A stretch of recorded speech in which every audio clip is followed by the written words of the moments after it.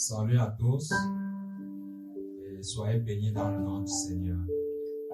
Je rends grâce au Seigneur pour cet instant qui me donne d'être devant vous pour vous faire passer un témoignage, une expérience que le Seigneur m'a donnée. Donc déjà, je me nomme Joël et j'ai fait la merveilleuse expérience de connaître le Seigneur Jésus-Christ. Et depuis que j'ai connu le Seigneur Jésus, il m'a fait traverser par plusieurs épreuves. Et l'une des épreuves dont j'aimerais partager avec vous, c'est l'une des épreuves qui a beaucoup marqué ma vie.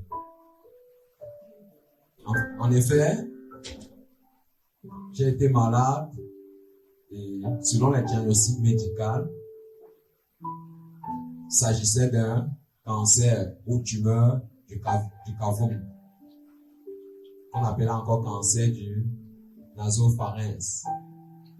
Et par la grâce du Seigneur Jésus, j'ai été guéri. Donc si je suis là devant vous, c'est pour vous faire part de ce témoignage, comment la main du Seigneur Jésus-Christ m'a accompagné durant toute cette dure épreuve. Et comment le Seigneur m'a soutenu. C'était pas facile. Avec plein de souffrances.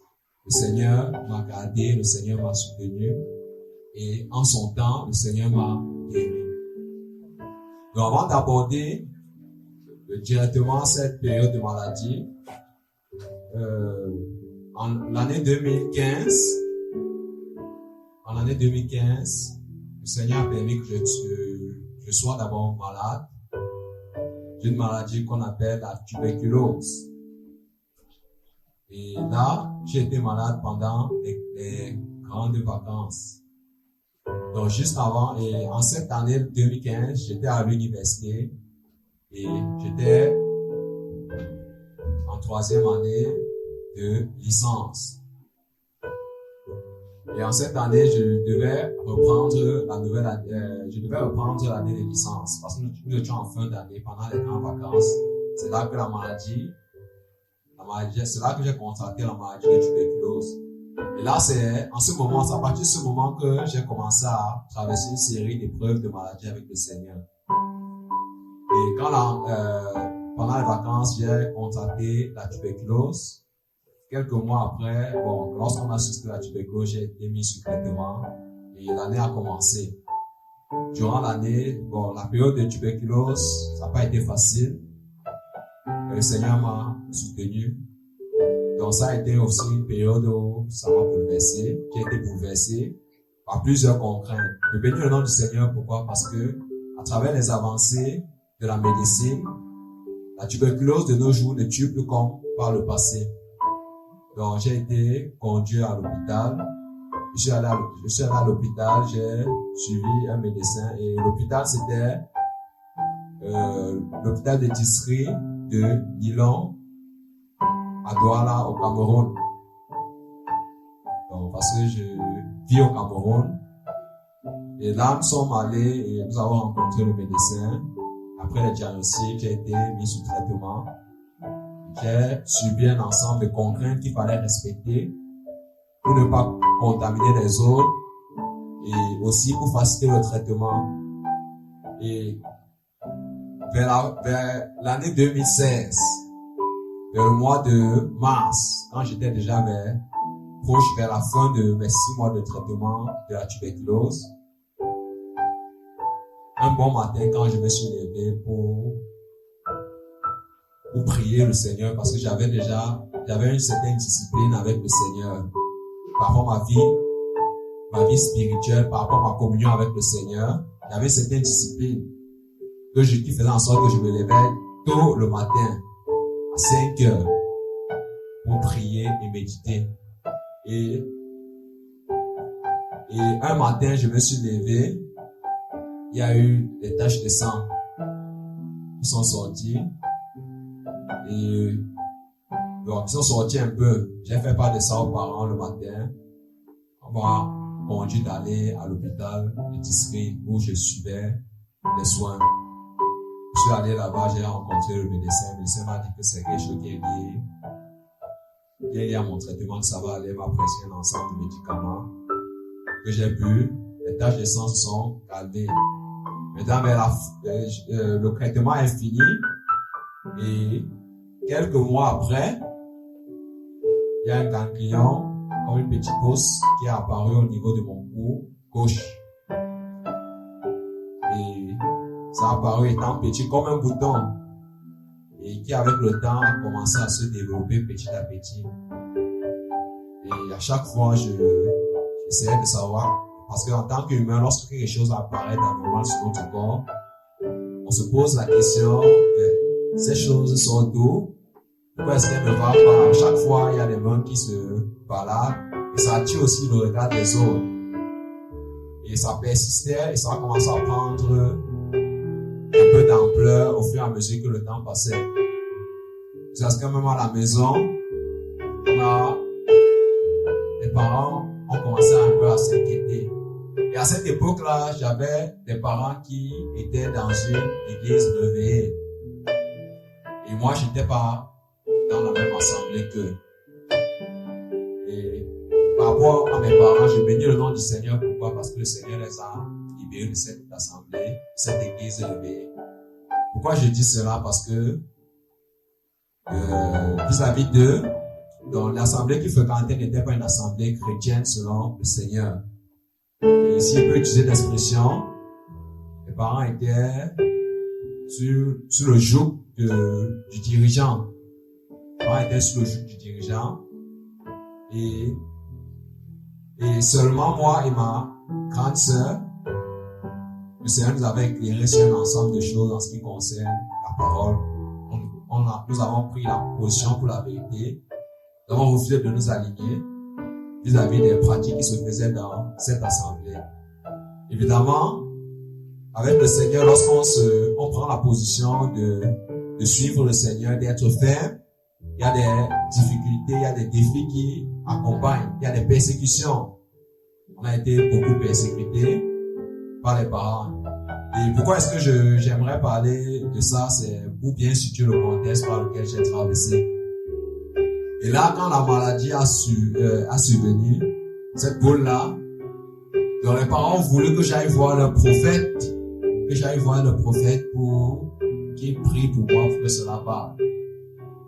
Parce que selon que d'aller à l'hôpital avec les dépenses, ils ont jugé bon que j'aille voir le prophète. Et moi, étant averti par rapport à la parole, que si une personne ne craint pas le Seigneur et cette personne vous impose la main, alors automatiquement vous allez recevoir cette vie qui ne craint pas le Seigneur, qui n'honore pas le Seigneur. Donc si cette personne est possédée par des esprits, vous recevez ces esprits. Si cette personne a un comportement, un péché qui le menace, qui le dérange, vous recevez cela. Donc j'ai pris position par rapport à cela, j'ai dit non. Et ce fut aussi une période de combat, vis-à-vis des parents, de raisonnement, tout ça. Et comme j'ai refusé, les parents ont dit, non, ouais, c'est comme ça. Alors donc, je suis resté là et plus le temps avançait, comme je l'ai dit, ce ganglion, cette boule qu'on appellera ganglion plus tard, prenait un peu de l'ampleur. Et le sang, les taches de sang que j'avais eu à voir, à percevoir lorsque je suivais le traitement de la tuberculose, ont commencé à apparaître. De temps en temps, ça venait une petite quantité. Et un jour, un bon matin, je me suis levé pour prier comme d'habitude. Et à 5 heures, les taches de sang, j'ai vomi énormément du sang. À tel point où j'ai eu peur ce matin. Je suis allé donc, j'ai réveillé les parents à l'heure là. J'ai fait part de ça. Donc ils sont venus, et même mes frères et sœurs qui dormaient sont venus. On a examiné et là, l'idée m'est venue dans la tête que certainement, ça peut être lié à la tuberculose par laquelle j'ai traversé, parce que j'ai eu à avoir des taches de sang pendant mon traitement. Donc on m'a conseillé d'aller à l'hôpital et d'aller voir mon médecin pour lui faire part de cela. Donc, tôt le matin, donc, je suis allé à l'hôpital du district de Nilon, de Douala, pour rencontrer le médecin. Et quand j'arrive là, donc, le médecin qui me suivait était en congé, et c'était son assistant qui le remplaçait. Elle m'a accueilli, je lui ai fait part que j'étais un ancien malade, tout ça, et donné la raison pour laquelle je suis revenu vers elle. Et là, en ayant vu le ganglion, le médecin a soupçonné dans sa tête plusieurs choses. Donc, moi, j'ai été au courant, informé par le médecin assistant de la tuberculose ganglionnaire. Ça pouvait être une récidive, mais la tuberculose ganglionnaire. Or, le médecin dans sa tête soupçonnait aussi que ça pouvait être une tumeur. Mais moi, le médecin m'a plutôt fait part. Ça peut être une tuberculose ganglionnaire parce que je venais à peine de finir le traitement. Ça faisait environ 2 mois.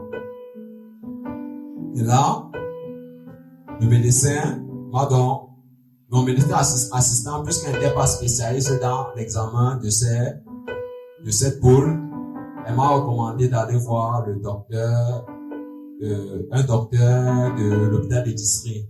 Je suis allé voir ce docteur, et ce docteur m'a prescrit des examens que je devais aller faire.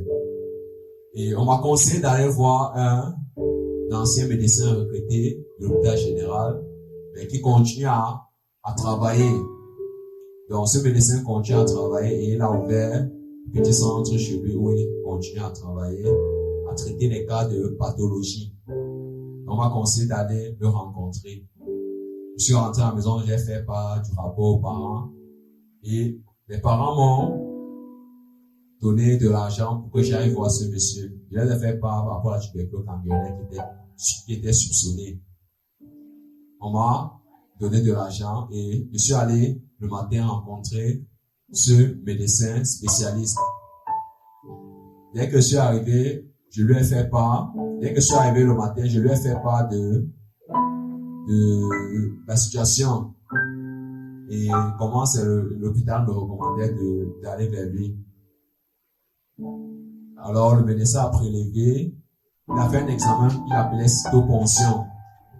Donc il a pris la seringue et il a prélevé un peu de sang sur cette poule qui avait déjà pris de l'ampleur au moment où j'étais allé le rencontrer. Il a prélevé du sang, il allait faire son examen de cytoponction. Il m'a demandé de repasser le lendemain. Et le lendemain, donc, je suis repassé. Il m'a rassuré qu'il s'agit là d'une récidive. Donc, d'une récidive. Donc, par conséquent, donc, quand on parle de récidive, il s'agit de la même maladie qui est revenue. Donc, je recommence encore le traitement. Et là, je suis reparti voir le médecin assistant avec les résultats. Selon la procédure, avant de me mettre sur le traitement, il faut aussi que je fasse l'examen de crachat pour se rassurer si le microbe ne se manifeste pas du genre où je peux contaminer mon environnement, contaminer les personnes. Et là, je suis donc allé, elle a pris mes paramètres, elle m'a envoyé d'aller à la délégation régionale de la santé qui est à Douala, dans le littoral. À Douala précisément, d'aller là-bas pour faire l'examen de crachat. Et quand je devais revenir avec l'examen, c'est là qu'on devait me mettre sous traitement. Donc quand je suis allé là-bas, j'ai déposé les boîtes de crachat. Ils m'ont demandé de passer dans 1 mois pour récupérer les résultats. Donc je suis donc resté à la maison 1 mois pratiquement. Je ne pouvais pas faire le traitement. Et pendant que je suis resté pendant les 1 mois là pratiquement pour attendre, en fait tout cela venait du Seigneur. Pourquoi? Parce que la Bible nous dit Dieu châtie ceux qu'il aime et le Seigneur permet des épreuves dans la vie de ses enfants pour se glorifier. Donc le Seigneur a permis cela, je suis resté là, j'ai patienté. Et pendant que je patientais, cette boule qu'on appelait ganglion, puisque l'examen confirmait déjà que c'était un ganglion, tuberculose ganglionnaire, a pris de l'ampleur. Elle a pris de l'ampleur à un niveau où, un soir, j'avais du mal à manger, j'avais des douleurs énormes, je vous assure, j'avais des douleurs énormes à ce ganglion. Quand je dis énormes, ce sont des douleurs insupportables. Insupportables, je vous assure. Et là, j'attendais avec impatience d'aller récupérer. Je suis allé à la délégation. On m'a dit que le hostin n'était pas encore sorti, mais comme ça avait progressé, une nuit, je suis allé tôt le matin là-bas à l'hôpital pour rencontrer le médecin, pour que le médecin me donne quelque chose de soulagement, avant que les résultats sortent. Et quand j'arrive à l'hôpital, c'est là que je rencontre que mon médecin, qui m'avait suivi dans la tuberculose, était de retour.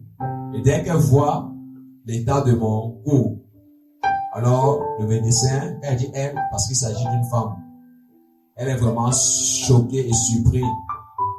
Et elle me dit que, mais, avec un état pareil, comment je peux rester à la maison?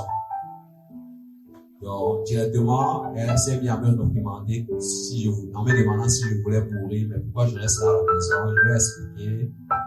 Bon, elle n'a pas voulu comprendre, mais elle m'a mis directement sous traitement. Elle m'a mis directement sous traitement de la tuberculose. Et cette fois-ci, comme il s'agit d'une récidive, elle m'a dit que le traitement devait être prolongé à 8 mois maintenant. Parce que récidive veut dire que la maladie, le microbe résiste.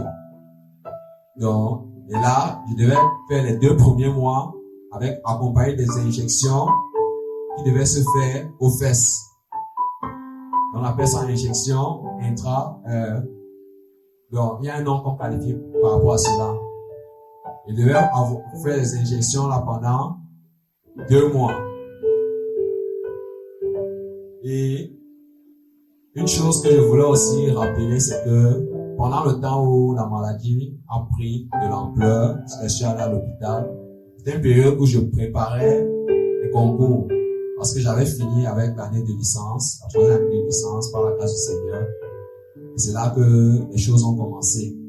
Donc j'étais en phase pour préparer les concours. Et là, soudainement, j'étais déjà à une étape où il fallait vraiment accélérer dans la préparation des concours de niveau licence que j'avais en projet. Donc, directement, la maladie est venue soudainement comme ça a tout bousillé. Donc, il n'y avait plus de concours. Tant qu'il n'y a pas la santé, on ne peut vraiment rien faire. Et là, donc, devant le médecin qui était de retour, on m'a mis sous traitement. Et quand j'ai commencé, elle m'a prescrit les médicaments par rapport aux douleurs que je ressentais. Quand j'ai commencé le traitement, j'ai ressenti un soulagement. Et le ganglion qui avait pris de l'ampleur pratiquement sur tout mon cou, ça avait pris tout mon cou pratiquement. Ça a commencé à diminuer. Et il y avait un soulagement de mon côté, un soulagement du côté de la famille. Parce qu'on a vu comment ça avait un effet. Or, c'était juste un faux semblant que cela faisait. Et pendant le premier mois des injections, donc j'ai pris le médicament que je devais prendre à 5 heures, parce que les médicaments de la tuberculose, généralement, sont prévus se prendre à 5 heures. Et être mangé, moi qui étais patient, devais manger le repas après 3 heures. Donc, c'était les contraintes à respecter, 3 heures de temps. Donc, après ça, il y avait aussi les injections, parce que c'était une récidive. Il y avait les injections qui devaient m'accompagner. Donc, je devais prendre une injection aux fesses chaque jour. Donc, pendant 2 mois. Donc, voilà autant de contraintes que je devais respecter. Et sans compter éviter de manger, bien de consommer les choses qui sont congelées. Et pendant les 2 premières semaines, ça a réagi, ça a diminué le ganglion. Comme je l'ai dit, mais c'était une fausse réaction. Parce qu'après 2 semaines, étant à la maison, le médecin m'avait donné rendez-vous après 1 mois pour récupérer les autres parties d'injection pour le 2e mois. Étant à la maison, après 2 semaines, le ganglion a pris 2 semaines environ, si j'ai encore bonne mémoire. Le ganglion a pris de l'ampleur. Donc, Donc, comme si le traitement que j'avais fait était nul. Et avec une douleur, parce que l'antidouleur qu'on m'avait donné là, voilà, ça agissait.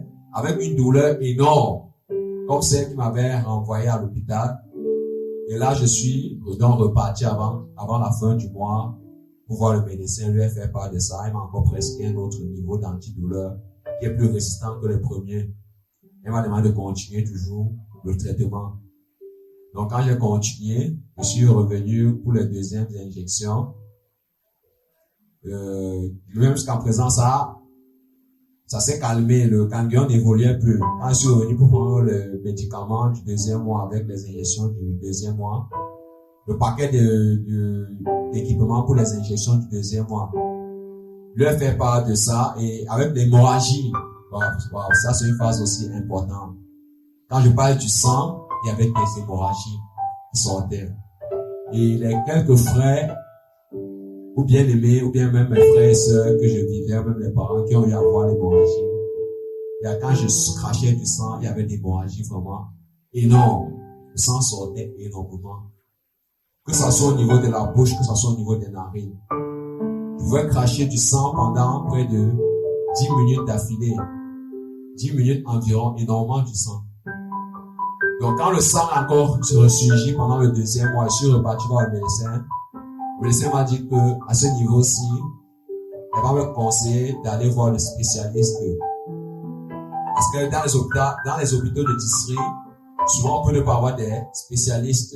Elle m'a conseillé d'avoir, puisque les hôpitaux de district sont les hôpitaux qui sont plus proches de la population. Donc généralement au Cameroun, dans nos hôpitaux de district, on n'a pas toujours les spécialistes. Elle m'a dit qu'elle n'aime pas prêter, mon médecin m'a dit qu'elle n'aime pas prêter les choses à la surface. Donc, il est mieux que j'aille voir un spécialiste concret de problème en profondeur. Parce que voyant que l'hémorragie revient toujours, elle m'a dit en principe, si c'était une tuberculose ganglionnaire, rien que ça, avec le traitement, en 2 mois là, cela devait diminuer et je ne devais plus voir du sang, ni ressentir des douleurs. Donc, voilà comment je quitte l'hôpital de district pour aller dans l'hôpital d'Akintini. Et l'hôpital d'Akintini, pour ceux qui sont camerounais, qui le savent, l'hôpital d'Akintini est divisé en 2 parties. Il y a un centre spécial qui est réservé pour les maladies pulmonaires, respiratoires. Et l'autre centre, il y a un autre centre qui gère maintenant tous les différents autres services de l'hôpital de d'Akintini. Celui qui gère les problèmes respiratoires ou pulmonaires est appelé généralement dans notre langage la polyclinique d'Aqua.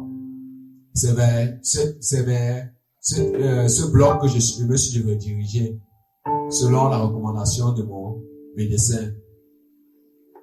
Et voilà comment mon parcours a commencé dans les hôpitaux. Et dans les hôpitaux, c'est pas facile. Donc, il y a beaucoup de difficultés. Il faut se lever tôt. Il faut être vraiment patient. Dans nos hôpitaux ici en Afrique, c'est pas facile. C'est pas évident comme en Occident et comme ailleurs. Donc, je me suis levé très tôt pour aller à l'hôpital polyclinique avec mon carnet pour rencontrer le médecin spécialiste en espérant que je pourrais avoir plus de soulagement et qui devait me permettre d'achever mon traitement de la tuberculose jusqu'au bout. Et quand je suis arrivé là, j'ai rencontré le médecin.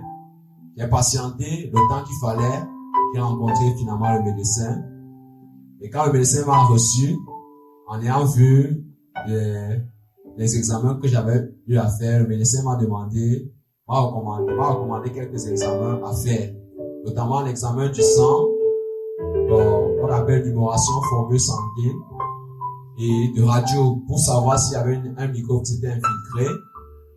Je dois aller, par la grâce du Seigneur, le Seigneur avait disposé les moyens financiers du côté des parents. Je suis allé donc, j'ai payé ces examens, j'ai fait ces examens. Et à ma grande surprise, l'examen de numération formule santé était normal. Quand il dit à ma grande surprise, pourquoi? Parce que je m'attendais à ce que mon sang soit insuffisant, parce que j'ai craché énormément du sang. Donc, pour ceux qui m'ont observé de près, la quantité de sang qui sortait était vraiment insupportable. Insupportable. Et quand je fais l'examen, je vois que mon sang est normal. Je dis que Seigneur, ça, c'est une grâce. Donc, à chaque fois que je crachais énormément du sang, le Seigneur renouvelait mon sang. Le Seigneur renouvelait mon sang. De telle sorte que je n'ai pas manqué de sang. Maintenant, au niveau de la radio thoracique que j'ai effectuée, tout semblait pratiquement normal. Le médecin m'a prescrit juste quelques médicaments. Il m'a demandé de continuer mon traitement. Et là, je suis reparti. Et le médecin aussi a posé une question dans mon carnet en disant ceci, qu'il y a deux choses. Et ces deux choses sont vraiment importantes. Soit le problème de sang qui persiste vient, parce que avec les résultats, le médecin a fait son analyse en disant, soit le problème de sang que j'ai et qui persiste d'hémorragie, soit ça provient des poumons. Là, c'est bien à la tuberculose que je suis en train de suivre le traitement. Ou bien, soit ça provient du ventre. Là, maintenant, il faudrait rencontrer un ORL pour la suite, pour déterminer vraiment la nature. Et le médecin m'a donné, avec quelques précisions pour l'hémorragie, on m'a demandé d'aller continuer mon traitement et de revenir dans 2 semaines. Si après 2 semaines, le sang continue à persister, là, je vais revenir le rencontrer. Et là, il me recommandera d'aller voir l'ORL.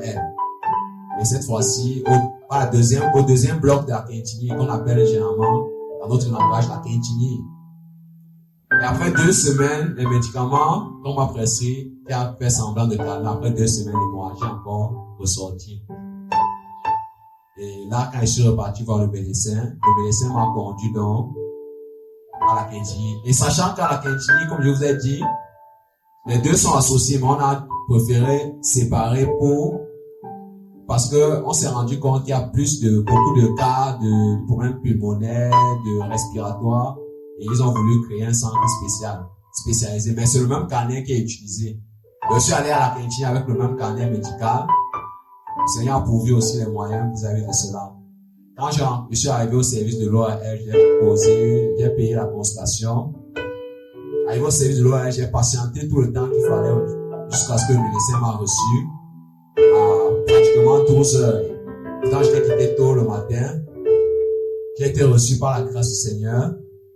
Et là, quand je suis, donc, avant de parler de ma réception, de mon accueil devant le médecin, j'aimerais faire part d'une situation. Donc, la maladie était stable et mon mal persistait. Tellement c'était arrivé à un niveau où j'utilisais déjà une écharpe pour éviter d'attirer de l'attention vis-à-vis des regards des autres. Et j'évitais de trop sortir. Sachant que lorsque je sors, l'hémorragie peut me prendre quand même par à un certain moment, incontrôlable, et je commence à cracher énormément du sang au milieu des gens. Là, c'est la honte et ça pousse aussi à attirer des regards. Et tout le monde ne peut pas supporter vraiment ce sang. Donc voilà pourquoi je restais au retrait. Quand l'hémorragie sortait constamment, je crachais à la maison.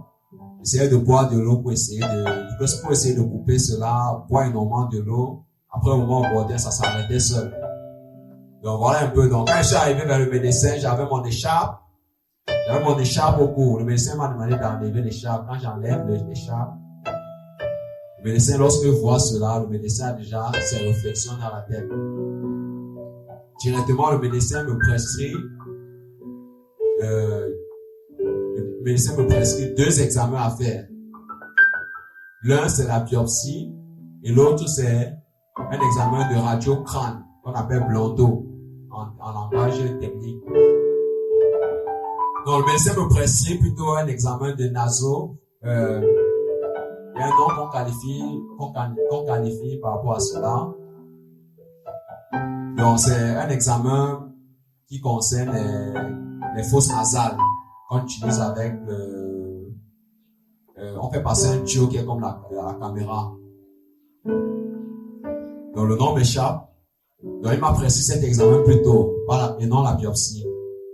Cet examen permet de détecter s'il y a une tumeur, parce que le médecin voyait dans sa tête que c'est une tumeur.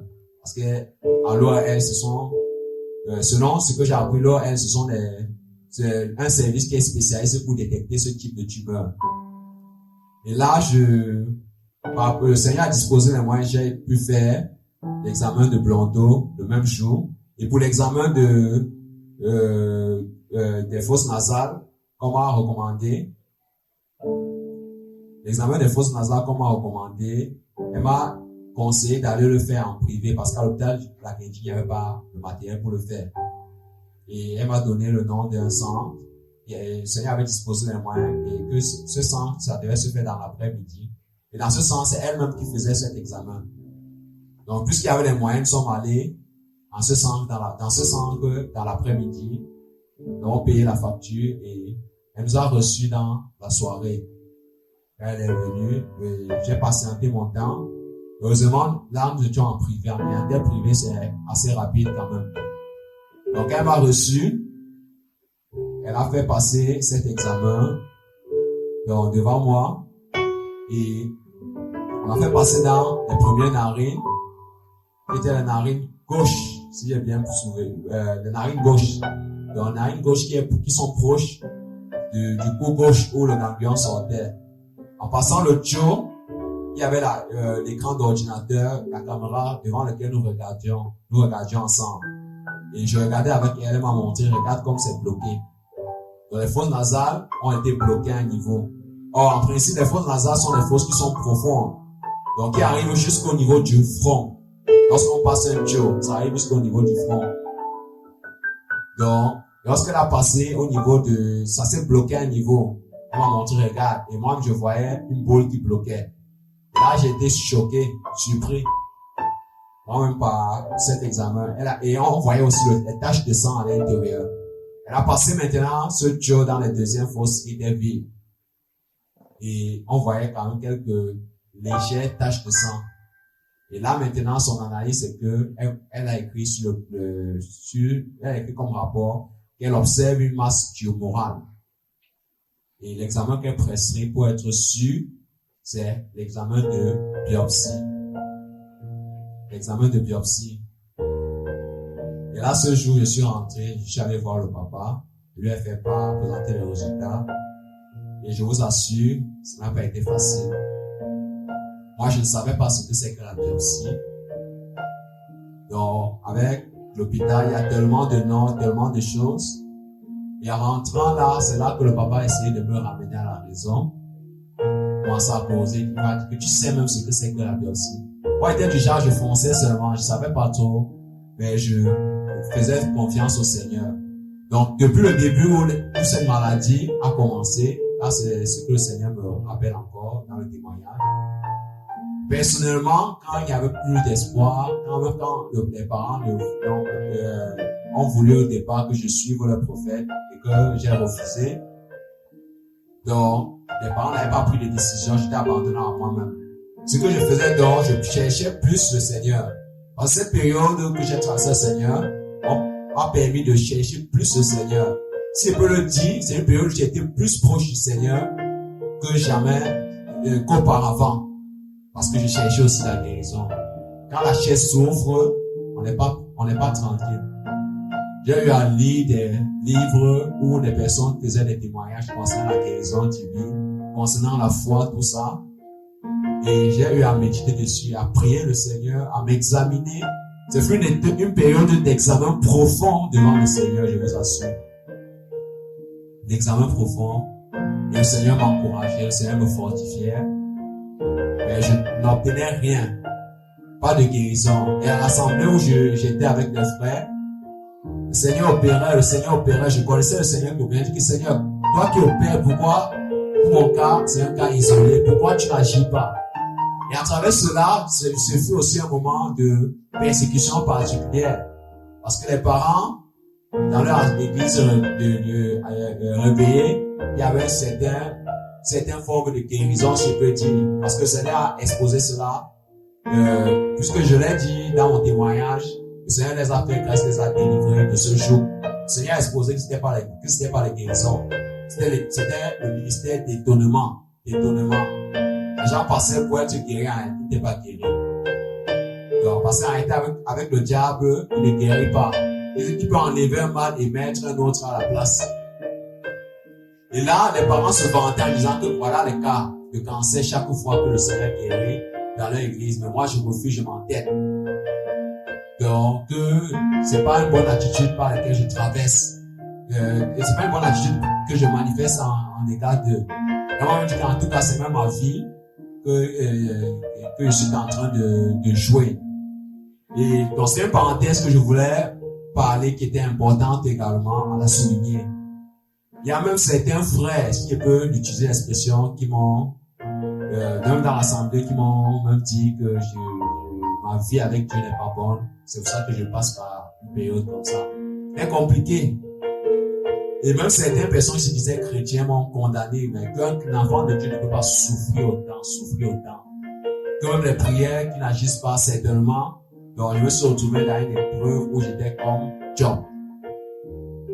Donc, mon épreuve était similaire à Job, mais voilà, chacun a sa particularité devant le Seigneur.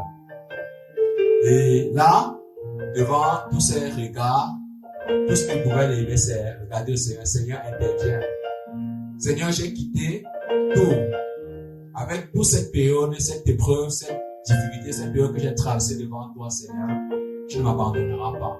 J'étais à une période que si le Seigneur n'intervenait pas, tout le témoignage qui avait été établi devait être bafoué. Tout le témoignage qui était établi parmi mes frères, à la maison, que ce soit dans ma famille, devait être bafoué. Si on devait dire que j'ai suivi un Dieu qui ne guérit pas, un Dieu qui est mort.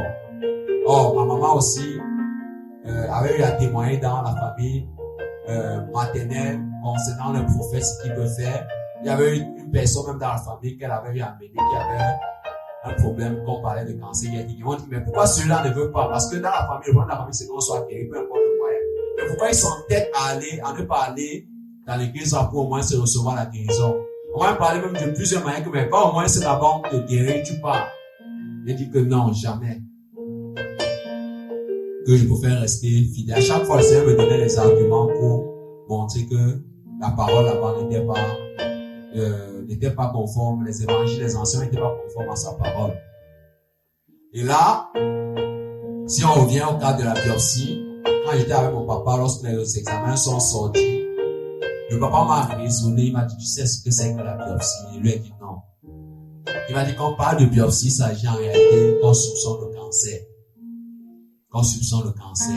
Il m'a fait part de son papa qui était mon grand-père, parce qu'il était décédé, c'est pour ça que je parle au passé. Et il avait eu à faire cet examen, il avait été malade, il avait eu aussi un problème comme similaire au niveau des narines, un problème de cancer, et il était mort du cancer. Et le papa disait cela pourquoi? Parce que pour dire qu'il n'aimerait pas que je meure. En tant que parent, c'était pas évident, c'était pas facile de voir son fils qui est dans une pareille situation. Donc c'est ça, c'est qu'il voyait me préparer déjà en disant qu'il faut que j'accepte vraiment. Et quand je suis rentré à la maison, je me suis reposé de ces longues journées. La nuit, on m'a réveillé. J'étais dans une série de discussions avec les parents, le père et la maman. Nous avons discuté. Je vous assure, c'était pas facile. J'ai discuté, j'ai été dans les discussions que jamais auparavant j'ai eu à mener avec les parents.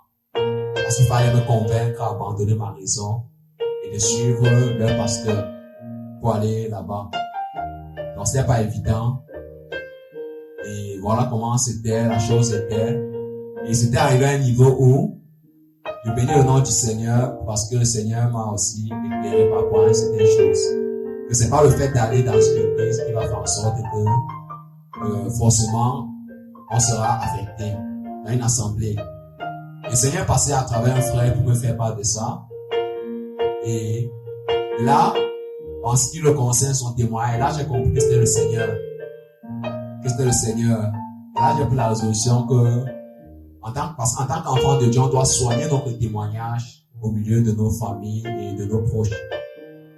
J'ai dit au Seigneur, je me soumets à ta volonté, je vais aller pour que ça puisse calmer tout le bruit qui se faisait, tout ce qui se faisait, tout ça là. Donc j'ai décidé d'aller. Nous sommes allés, c'était un dimanche, je suis allé là-bas dans cette assemblée. Donc du matin, en soirée plutôt, je vais dire, je suis allé là-bas.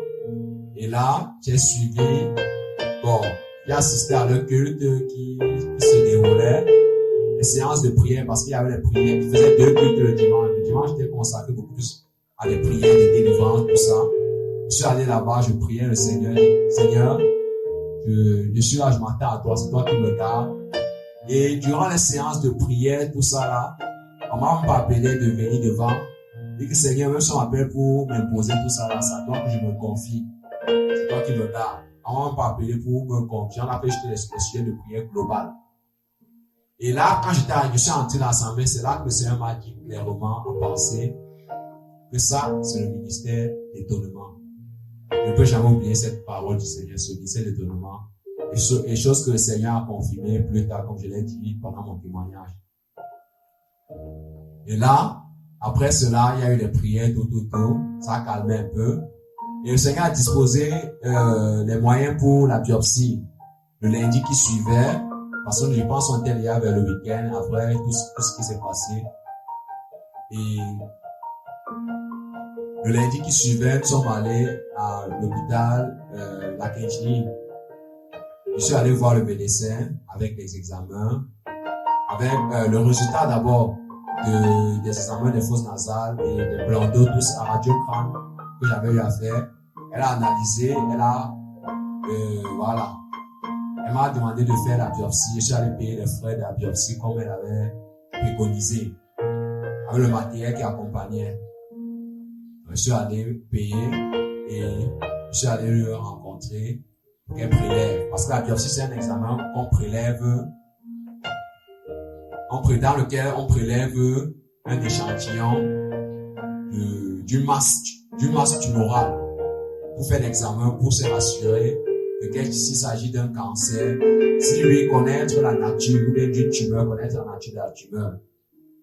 Et là, nous sommes allés, on a prélevé, nous sommes allés déposer ce prélèvement au laboratoire à Kenji, le service de laboratoire pour qu'ils examinent.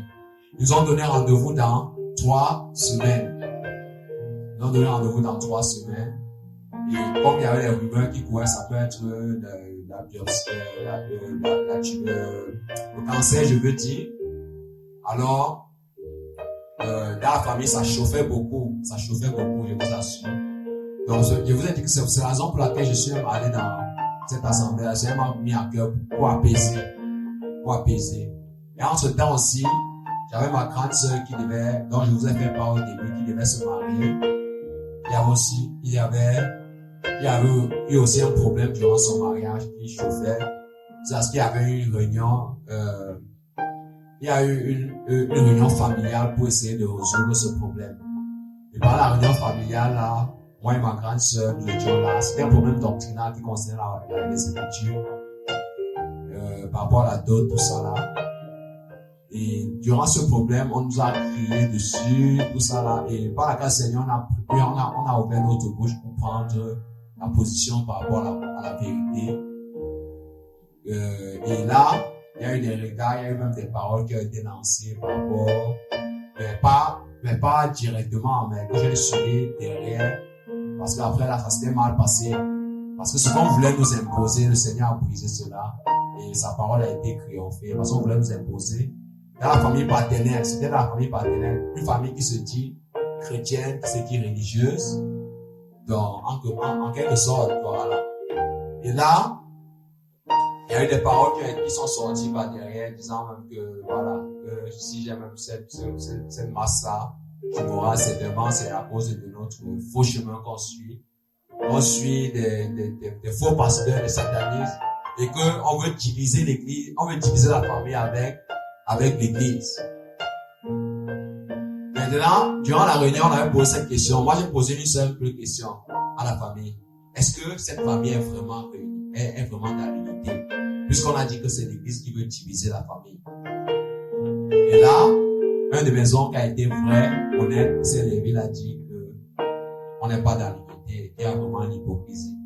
Au au milieu de nous. Il y a l'hypocrisie. Et c'est sorti de sa bouche. Donc, après, quand il y a eu plusieurs divisions, tout, après la réunion s'est bouclée comme elle s'est bouclée. Chacun est parti de son côté. Et comme je disais, il y a eu des paroles qui ont été dites par derrière, tout.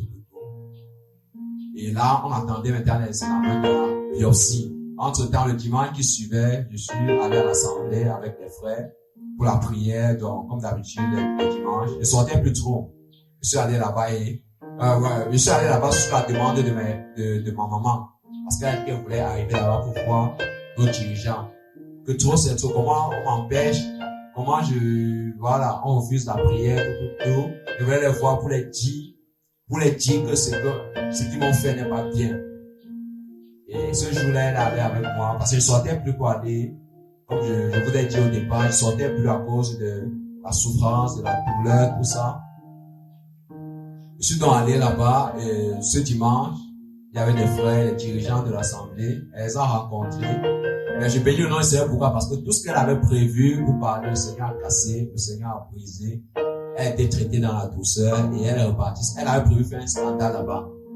Il n'y a pas eu de scandale, elle est repartie, on l'a rassurée, tout. Et là, on leur fait part parfois la parole que si vos reproches concernent le fait que son caractère qui n'est pas soumis aux parents, là, on va le réprimander parce que la parole est contre cela. Mais ça concerne la foi, nous on n'impose pas la foi à quelqu'un, il est libre. Et en tant qu'adulte, tout ça là, donc, il est libre de prendre ses décisions, donc on va lui imposer quelque chose. Parce que la parole est dit, si vous pouvez le convaincre, il n'y a pas de problème, on n'impose pas les choses, c'est pas biblique. Donc, elle a été apaisée et on lui a parlé avec douceur. Tout ça là, elle a été apaisée et nous sommes on attendait l'examen de biopsie. Et entre-temps, pendant la période entre-temps, le Seigneur quand ils sont allés par rapport à l'examen de biopsie, comme il y avait déjà les problèmes de la famille, tout ça là, et on attendait. Moi, j'étais à un niveau où je disais, Seigneur, je m'attends à toi pour voir ce qui va sortir. Nous sommes allés là-bas à l'hôpital, la clinique, selon le rendez-vous du laboratoire. Et au rendez-vous, là-bas, lorsque nous sommes arrivés, après les 3 semaines là, le médecin du laboratoire nous a demandé de repasser encore dans plutôt 1 semaine supplémentaire parce qu'il veut se rassurer du résultat qu'il va me donner. Donc, pour dire qu'il a trouvé un résultat, mais il n'est pas sûr. Donc, on repasse encore dans une à 2 semaines, je crois. Et là, nous sommes rentrés à la maison, 1 à 2 semaines sont repassées. Il a vu, en fait, que c'était rien. Le résultat annonçait que c'était rien. Donc, c'était pas une tumeur comme on soupçonnait, c'était pas un cancer. Et dans mon cœur, j'ai senti que le résultat n'est pas bon. Mais j'ai dit, bon, comme c'est le résultat, on accepte avec. Mais cela venait du Seigneur. Pourquoi? Parce que le Seigneur avait disposé les choses et le mariage de ma grande sœur allait se faire. Il fallait qu'il n'y ait pas de bruit, que les choses soient calmées, que ce mariage se fasse dans des bonnes conditions. Et là, comme on a vu dans la famille, ça a rassuré que c'était pas le cancer. Tout le monde s'est calmé. Les gars étaient plus sur moi, les gars étaient au niveau du mariage. Parce que le mariage le mariage malgré les problèmes qu'il y a eu, le Seigneur a permis que le mariage se déroule. Et les yeux étaient fixés sur le mariage, non sur moi, qui était malade. Donc, en attendant, et entre-temps, avec les résultats que j'ai pu recevoir, je suis reparti voir mon médecin de l'ORL. Elle m'a demandé de continuer le traitement.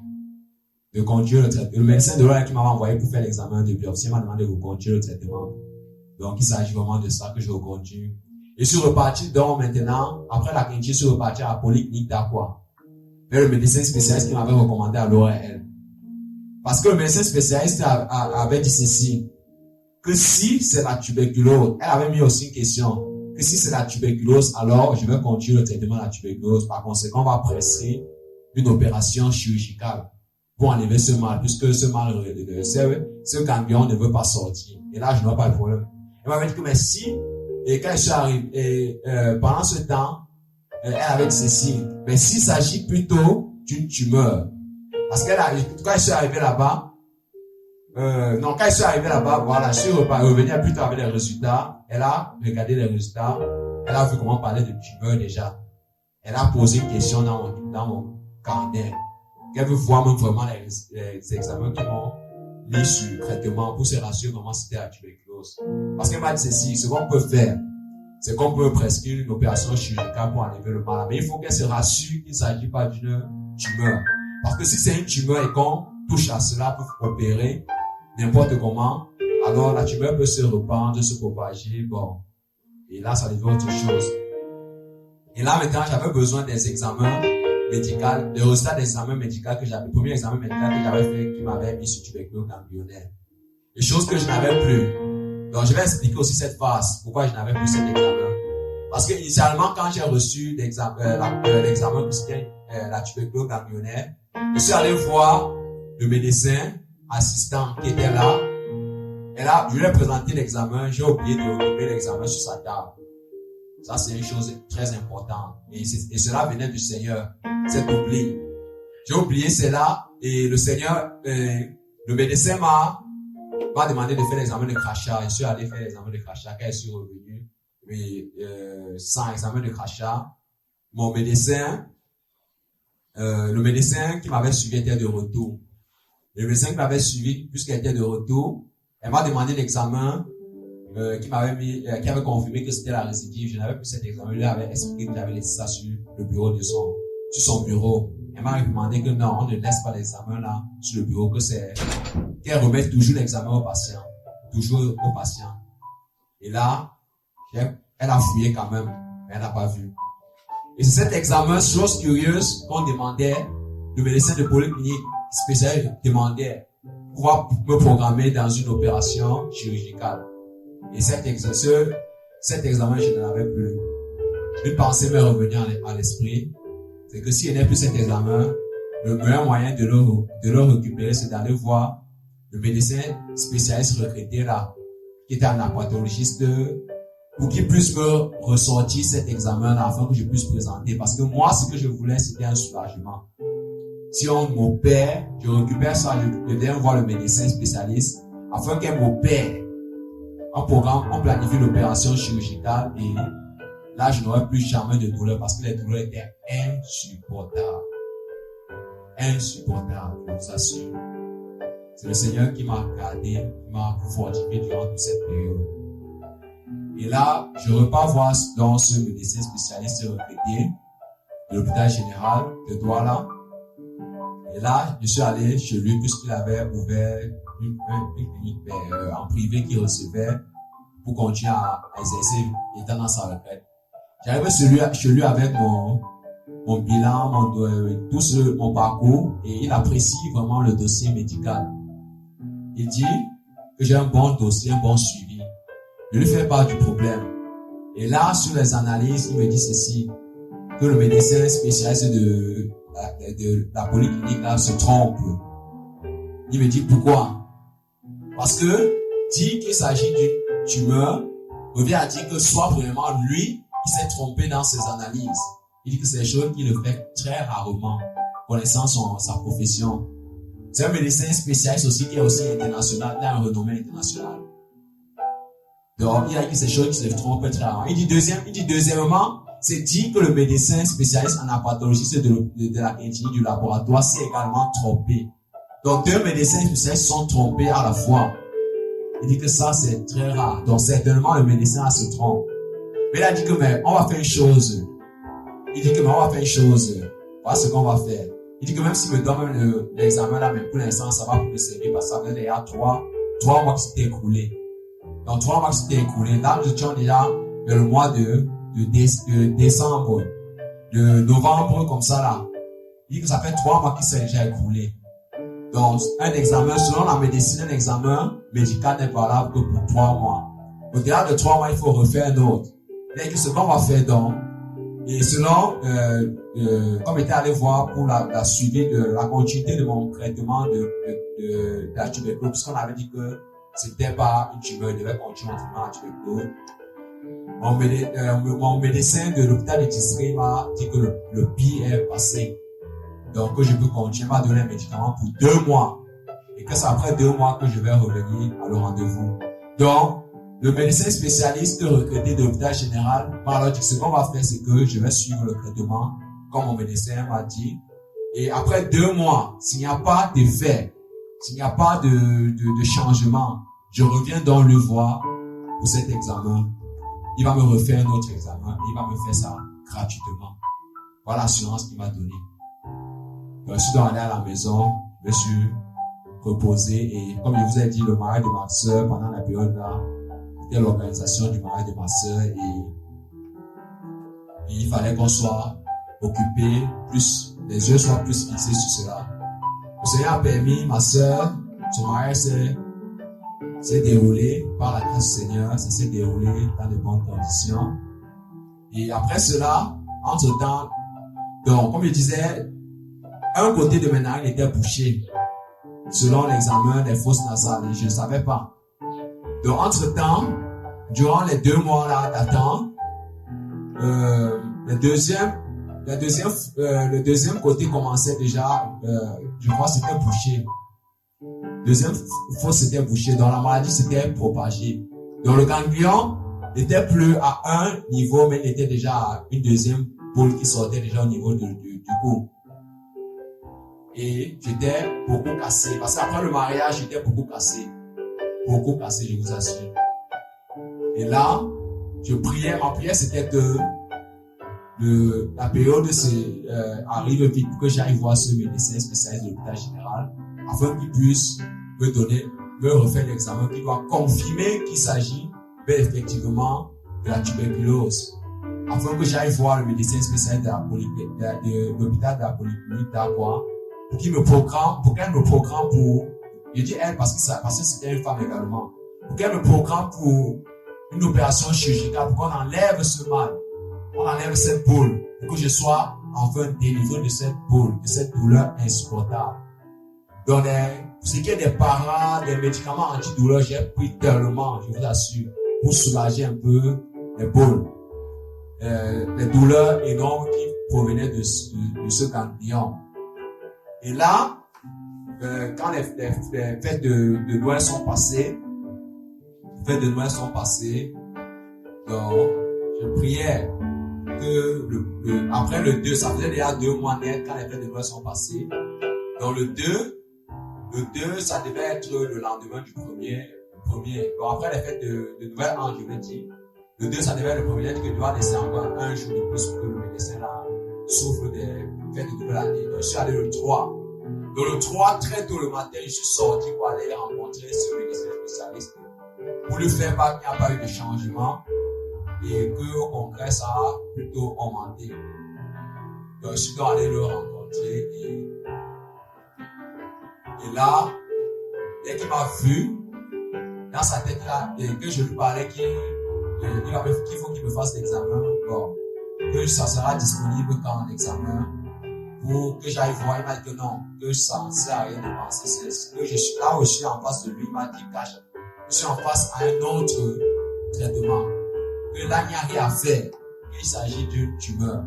Que quand il m'a mis aussi comme ça, pendant 2 mois, c'était aussi une épreuve qui me faisait subir pour voir la réaction de ce ganglion. Il m'a dit que derrière, il va faire l'examen. Il m'a rassuré avant de faire l'examen. Il allait faire la cytoponction, l'examen de cytoponction qu'il avait fait la première fois. Il a prélevé sur les 2 ganglions. Quand il prélevait, il m'a montré, regarde les traces de sang. Quand il voit déjà les taches blanchâtres, il m'a dit qu'il s'agit d'une tumeur, d'un cancer. Et que je reviens quand même demain pour occuper les résultats. Il m'a dit, il m'a donné cette assurance-là. Je suis rentré, j'ai exposé ça aux parents. Et je suis reparti donc le lendemain. Et l'examen a confirmé vraiment qu'il s'agissait de ça. Donc, pourquoi est-ce que j'insiste sur les médecins? Parce que Dieu avait prévu les choses de cette manière. Il a caché les résultats depuis le début, depuis la base. Il a permis que je passe par des médecins spécialistes mais qui n'ont pas pu trouver cette maladie. Alors qu'ils ont fait des examens, avec des examens qu'on a l'habitude de le faire. Ils ont fait ces examens qu'ils ont l'habitude de le faire, mais ils n'ont rien trouvé parce que Dieu a caché. Dieu était derrière les choses. Même le résultat que j'ai égaré, c'était de Dieu. Dieu a gardé cela, il m'a maintenu dans la souffrance parce qu'il voulait que je souffre, je passe par là pour un but.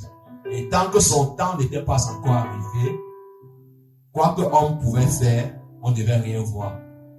Et parce que c'était le temps du Seigneur d'exposer cette maladie, alors cette maladie a été exposée par le même médecin qui m'avait mis sur un autre traitement, croyant que c'était le bon traitement.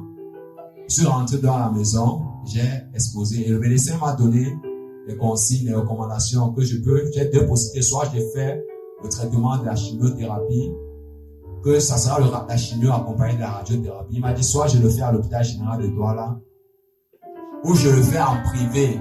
J'ai un autre médecin spécialiste retraité de l'hôpital général de Douala qui était cancérologue. Il m'a donné le contact de ce monsieur-là. Il vivait dans mon quartier à Village. Donc quand on dit Village, ceux qui savent, qui connaissent un peu Douala, ils savent le quartier qu'on appelle Village. Et là, je suis rentré à la maison, j'ai fait part de ça aux parents. Directement, la maman était emportée, elle m'a découragé en me disant que je ne sais pas ce que je suis en train de par où on m'a recommandé que la chimiothérapie, donc par rapport à l'information qu'elle avait, donc elle m'a donné quelque chose déjà qu'on va ouvrir ma tête et là je vais mourir, tout ça. J'essaie de paraphraser, donc c'est pas bon. Tous ceux qui font ça meurent.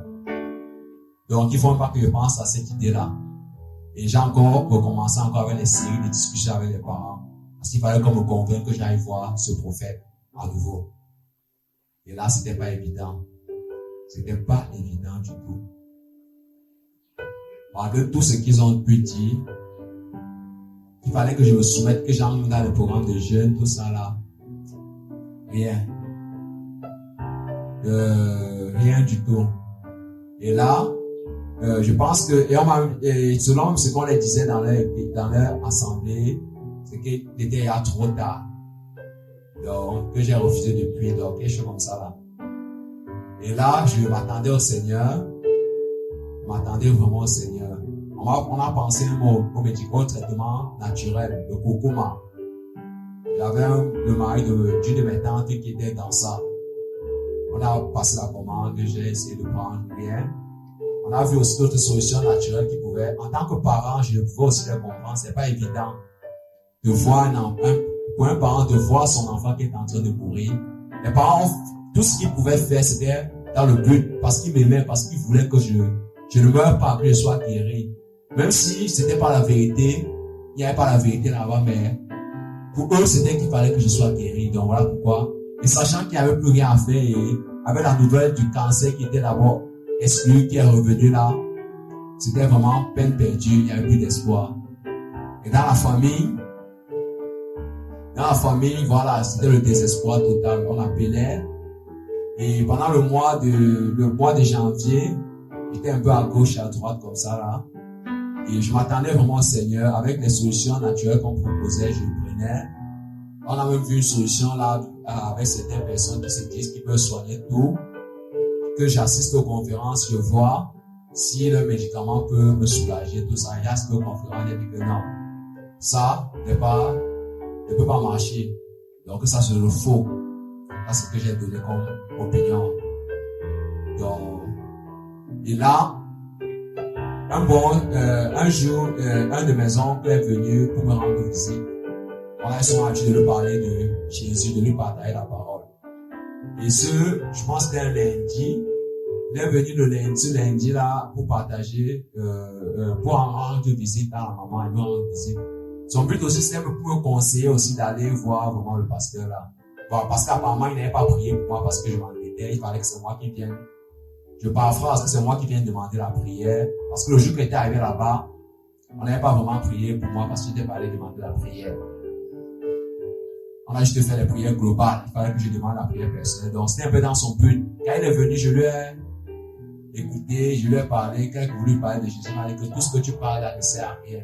Que tant que je ne me soigne pas, tant que je ne me soigne pas, tout ce que veut parler de Jésus, c'est zéro. Il faut que j'écoute ce que la maman me dit, et que j'aille voir ce pasteur-là. Et là, quand il est parti, bon, ma position était ferme. Et là, vraiment, je vous assure, c'était compliqué. J'étais en phase où je priais Dieu. Je ne voyais pas de réponse. Je dis que, mais Seigneur, est-ce que ces miracles, ces délivrances que je vois là, c'est que le faux? Est-ce que les parents n'ont pas raison? Est-ce que tant de questionnements, c'est une période où je fus bouleversé par le Seigneur, je vous assure. À chaque fois, le Seigneur m'encourageait par les bien-aimés aussi souvent, à travers des passages qu'il recevait, des paroles qu'il recevait du Seigneur, il me communiquait ces paroles. Et même à l'assemblée, le Seigneur opérait des miracles. Mais pour moi, rien. J'étais silencieux. Le Seigneur était silencieux vis-à-vis de ma situation, je vous assure. Je vous assure. Et sachant que si je meurs, le témoignage du Seigneur devait être piétiné dans ma famille. Il devait être une occasion de chute. Et que Seigneur, souviens-toi de moi. Souviens-toi de moi, oh Jésus. Souviens-toi de moi, Jésus. J'ai tout laissé pour toi. Seigneur, ne m'abandonne pas à ce niveau. Ne m'abandonne pas à ce niveau, Seigneur. Souviens-toi de moi. Il y a un frère qui est venu, qui m'a dit, et j'aime vraiment, je vais me taire par rapport à son nom, mais j'aime vraiment ses paroles. Il m'a dit que même s'il faut que je meure comme ça là, mais que c'est la volonté du Seigneur, je tiens le faire. Et là, ça m'a dérangé après, le Seigneur fait comprendre, c'est la parole. On peut s'attendre à tout au Seigneur. On peut s'attendre à tout au Seigneur. Parce que moi, je m'attendais à ce que le Seigneur, c'était la guérison pour nous, mais il m'a dit cela, tiens faire. Et les autres frères, il y a eu des chaînes de prière, je vous assure. On a dit qu'on a fait tout ce qu'on pouvait. Même à l'assemblée, on avait eu à prier pour moi devant là, rien. On a dit qu'on va seulement prier dans l'intimité pour que le Seigneur agisse. Derrière, pour que le Seigneur agisse. Dit que, Jésus. Les frères intercédaient pour moi. Les frères intercédaient, même dans ma famille. Ceux qui ne sont pas forcément chrétiens selon la parole, c'est-à-dire nés de nouveau, qui ont l'esprit du Seigneur, priaient aussi, intercédaient. C'était pas facile. Et le Seigneur s'est souvenu. Un jour aussi, parlant du lundi où mon oncle est venu me rendre visite, quand il est parti, je suis allé, c'était dans l'après-midi, je suis allé m'endormir. Et quand je suis allé m'endormir dans l'après-midi, j'ai eu une visitation de l'esprit des morts qui planait. Alléluia. Quand je dormais, une force m'a réveillé. Et ça, c'était l'esprit du Seigneur. Parce que l'esprit de mort voulait m'emporter ce jour-là. Dès que je me suis levé, j'ai senti comment mes forces s'en allaient. J'ai commencé à crier, à implorer la grâce du Seigneur. Seigneur, ta grâce, Seigneur, ta grâce. Et là, mon corps est redevenu normal. Je me suis levé fatigué, je suis allé au salon, sur le canapé. Et j'ai envoyé des messages à certains frères que le Seigneur m'a mis à prier, qui peut prier pour moi. Je suis venu demander la prière, voici, j'ai vécu telle situation. Et ces frères ont prié. Et parce que de peur que cet esprit revienne, j'étais dans cet élan. Et la maladie a évolué à tel point où je suis arrivé à un niveau où j'étais vraiment cassé. Et la position la plus confortable pour moi, c'était de rester allongé, je vous assure. Même m'asseoir pour longtemps, je ne pouvais plus. Le ganglion avait progressé au niveau des narines. Les deux narines étaient bouchées. Je vous assure, c'était bouché. D'abord, c'était les deux étaient bouchés. Et au niveau du cou, le ganglion progressait au niveau de la gorge. Donc, il manquait un I pour que ça ferme la gorge et que je meure par asphyxie. Alléluia. Oh Jésus. Jésus, ta grâce. Je te dis encore merci, Seigneur. Car je ne sais comment exprimer la foi que j'ai eue ce jour, je vous assure. Comme la Bible dira, c'est le Seigneur qui donne la foi. C'est le Seigneur qui donne la foi. La foi, tout don et toute grâce excellente vient du Seigneur d'en haut. Le Seigneur pourra le dire dans Jacques. J'avais une telle foi qui me poussait à ne pas abandonner, malgré les difficultés qui étaient là. Je ne peux expliquer d'où me venait cette foi. La seule explication que je trouve, c'était le Seigneur. C'est du Seigneur que venait cette foi. C'est du Seigneur que venait cette foi. C'est du Seigneur. Alléluia. Certains m'ont dit, certains frères, je partage, qui ont reçu les paroles du Seigneur.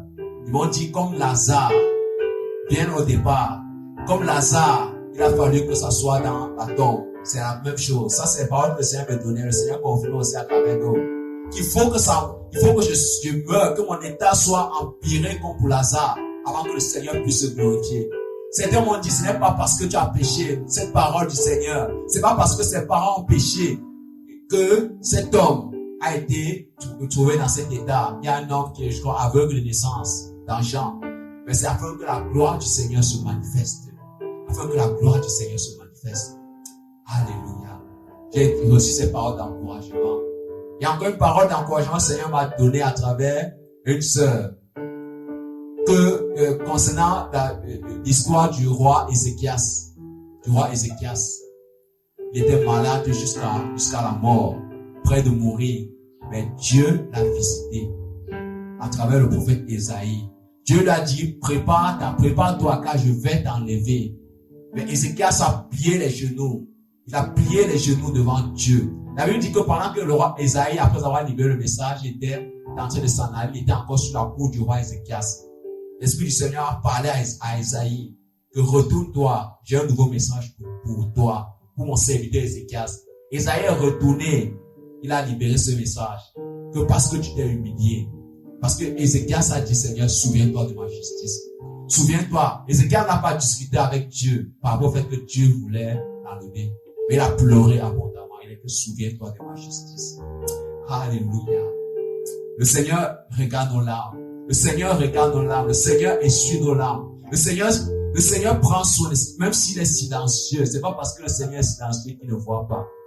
Et là, cette parole encore, le Seigneur me donnait ces paroles.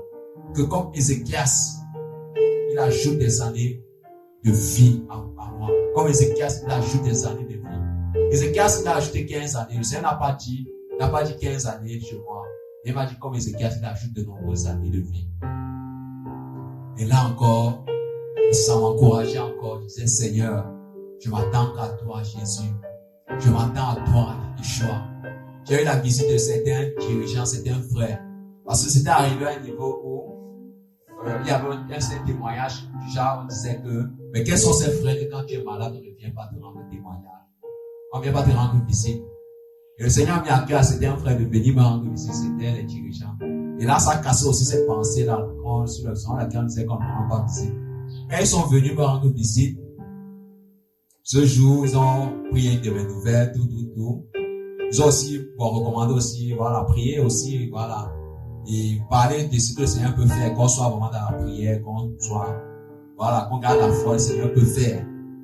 Il y a une question qu'un frère a posée, c'est savoir, par rapport à ce que dit la médecine, est-ce qu'il n'y a pas de traitement médicinal prévu pour ça, tout.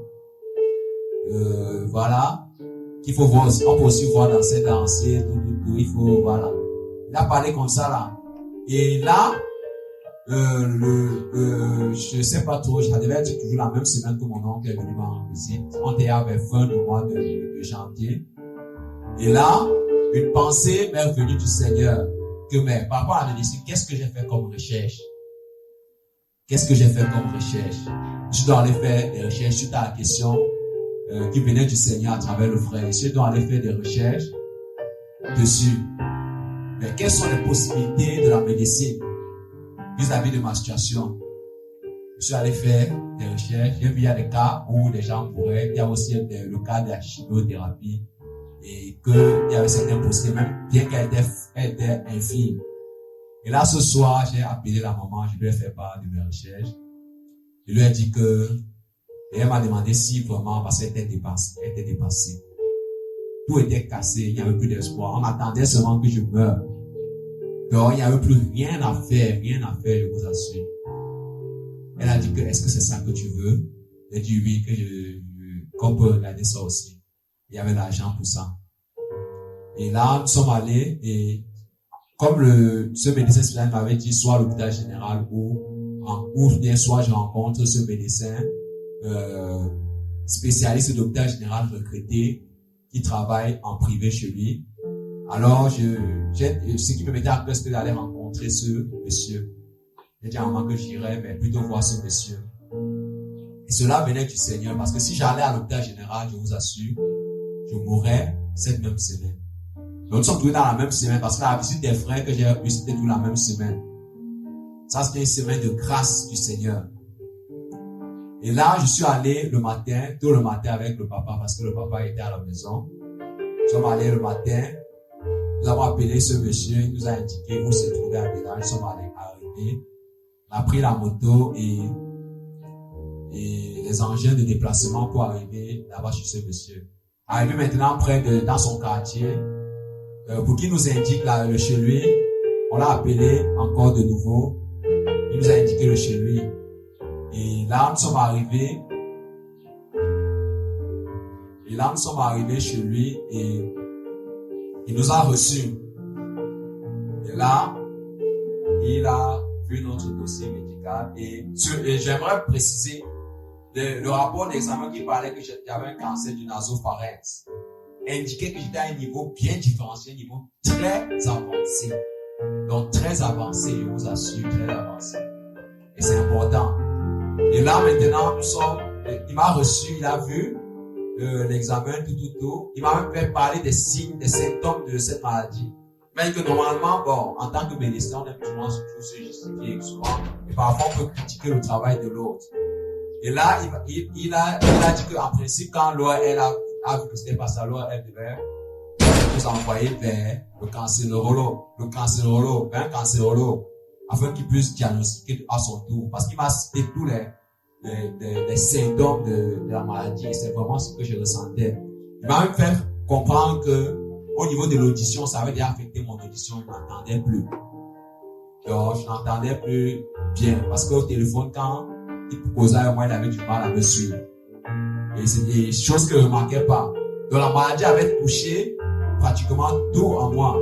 Donc, même la vision aussi, ça avait aussi attaqué un peu par moment.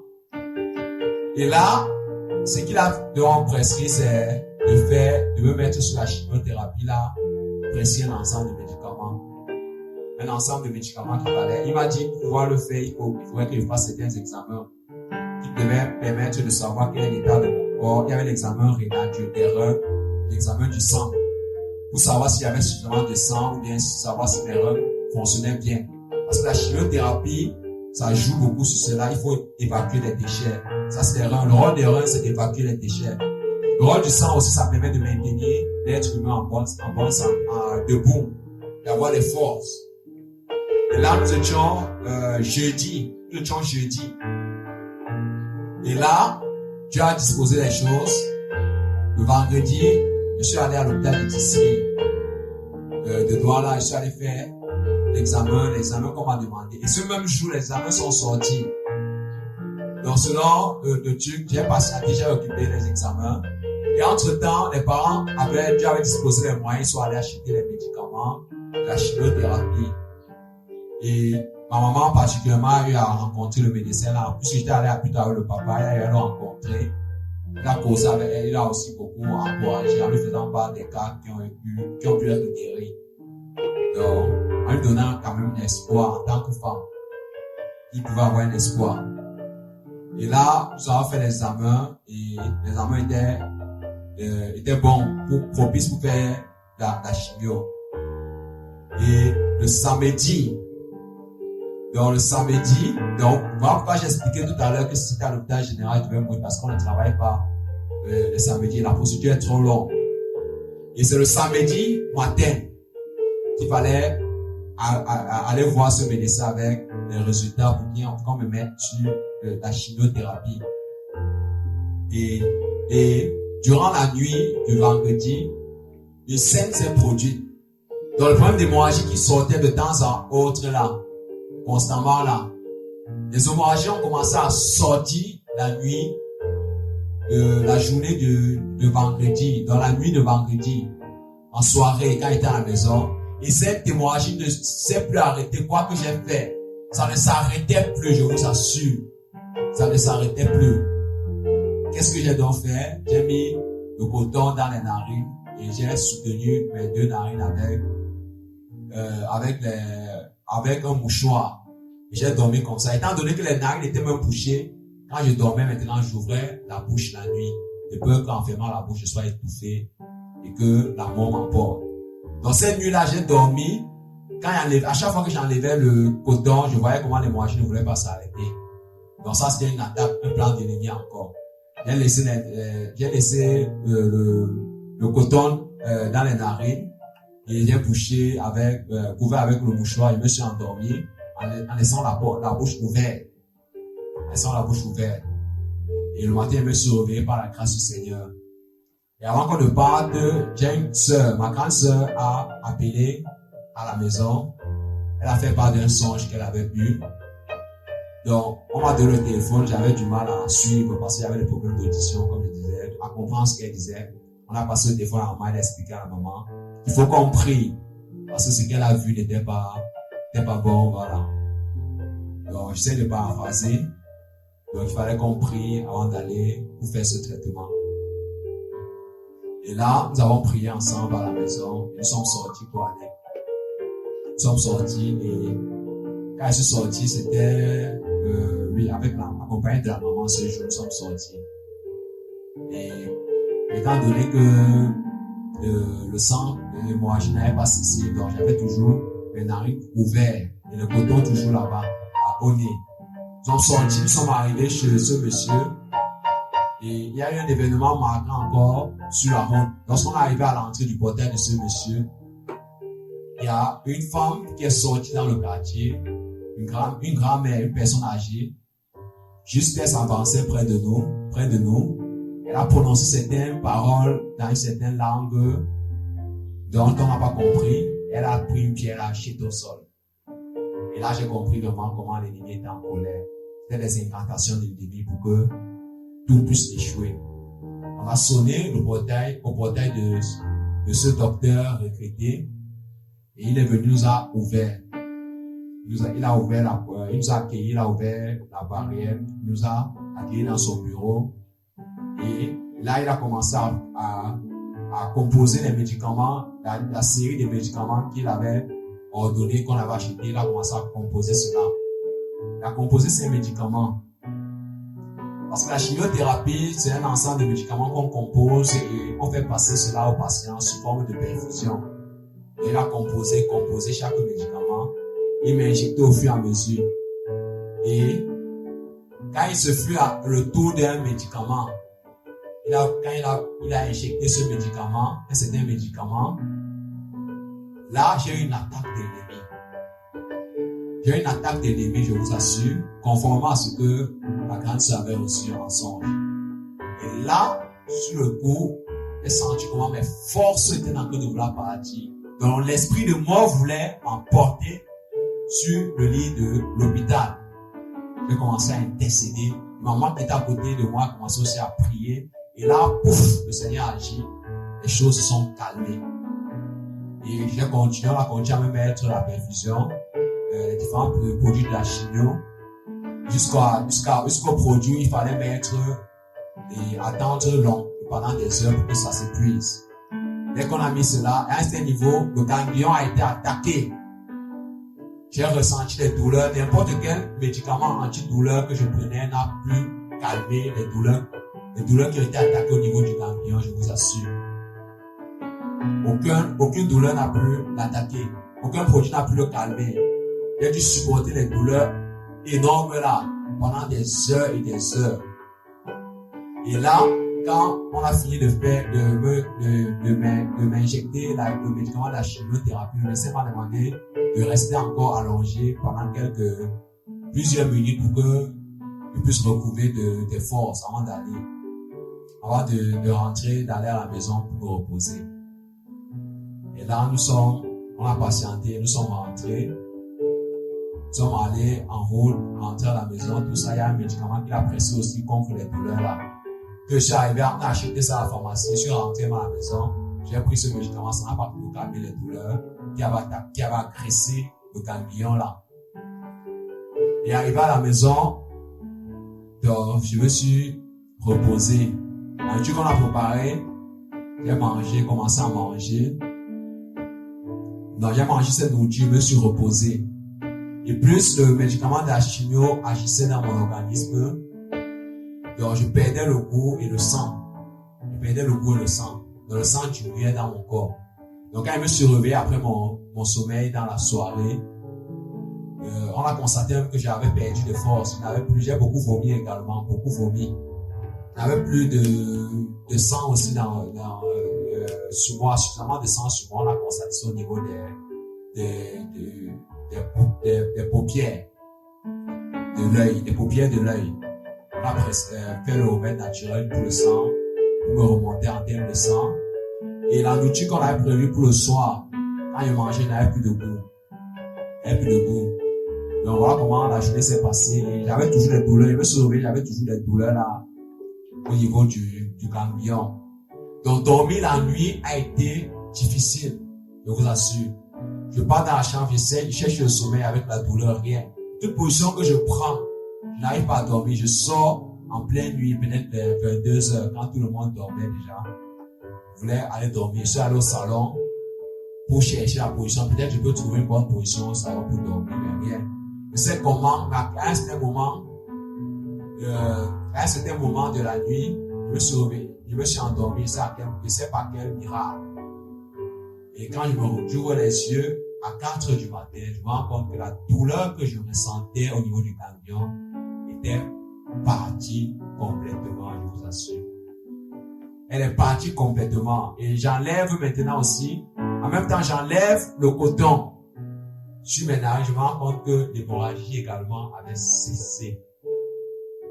Et depuis ce jour-là, je n'ai plus jamais vu de pareille hémorragie, de pareil sang. Alléluia, Jésus. La douleur est partie, n'est plus jamais revenue. Or, parfois, elle partait, revenait, il fallait prendre des calmants, tout ça, les antidouleurs. C'est parti. Et ce matin, le témoignage que j'ai reçu de mon environnement des parents, c'est que le ganglion avait diminué.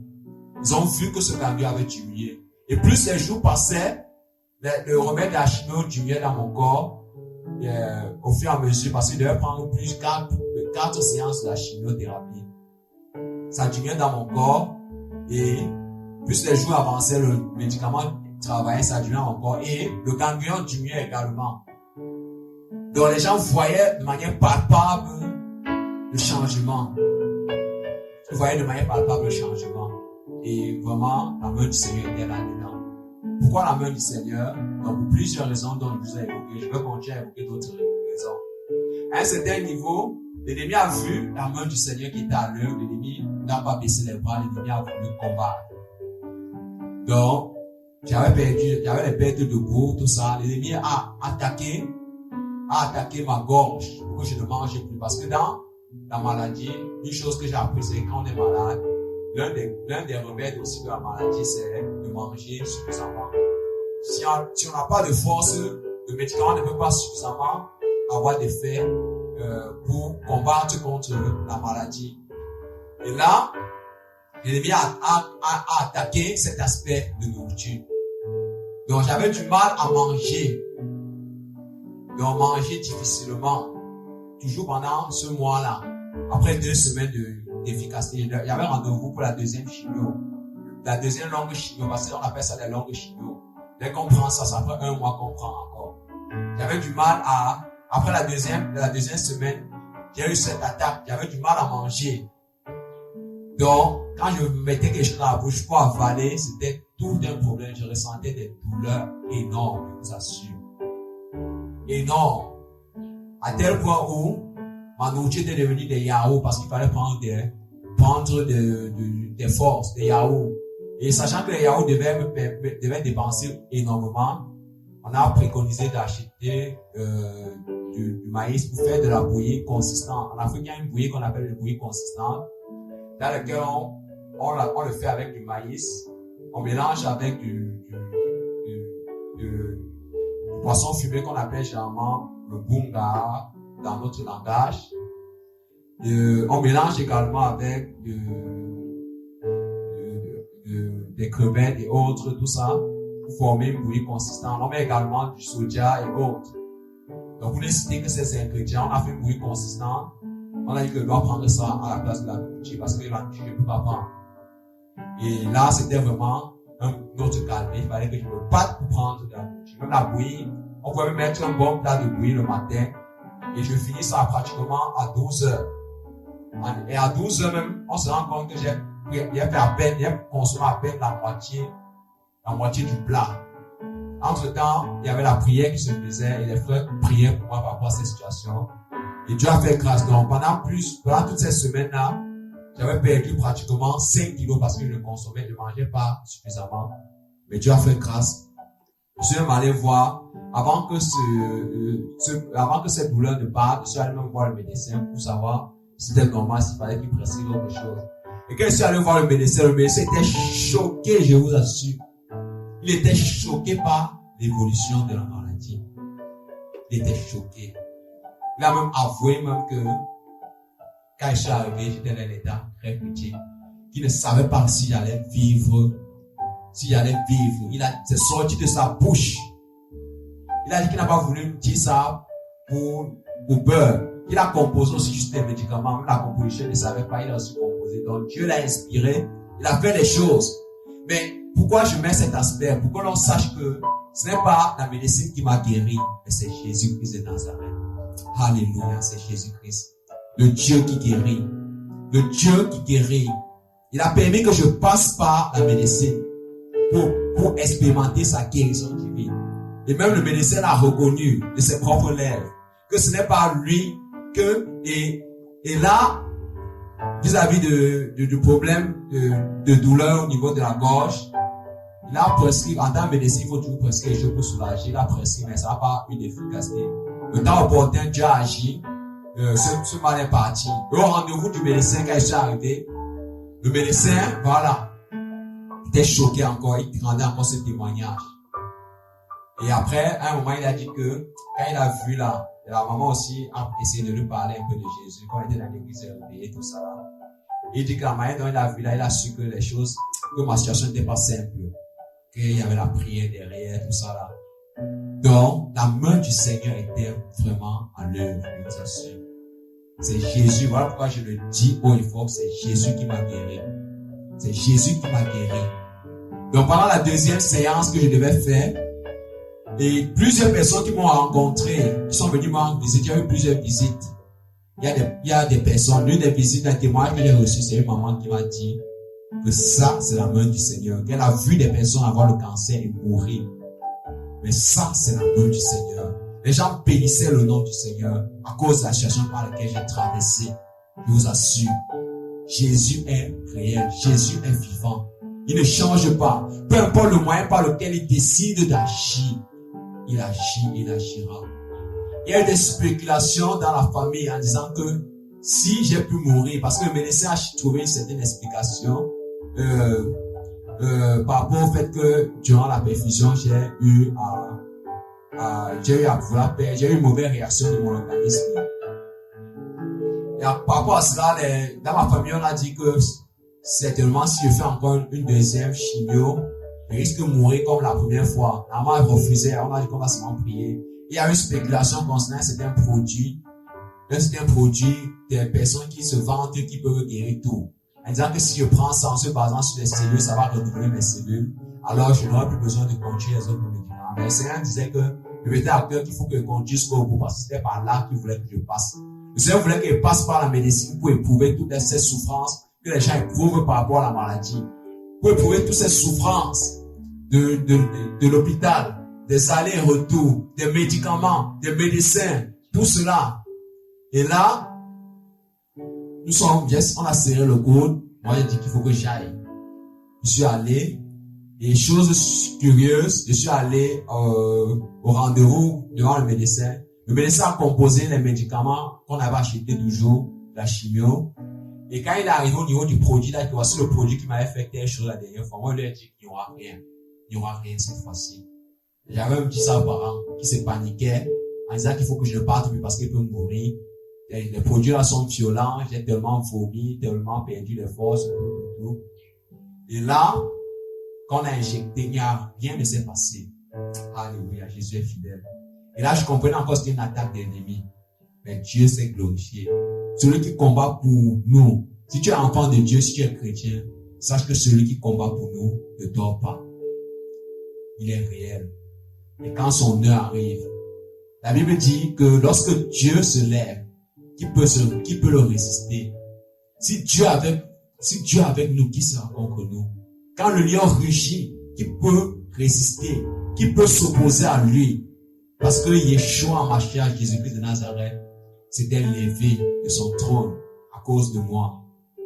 Alors, tous les plans de l'ennemi étaient en échec. C'était un échec total. Alors ce monsieur, il a continué à faire son travail. Il était question que je fasse 4 chimiothérapies.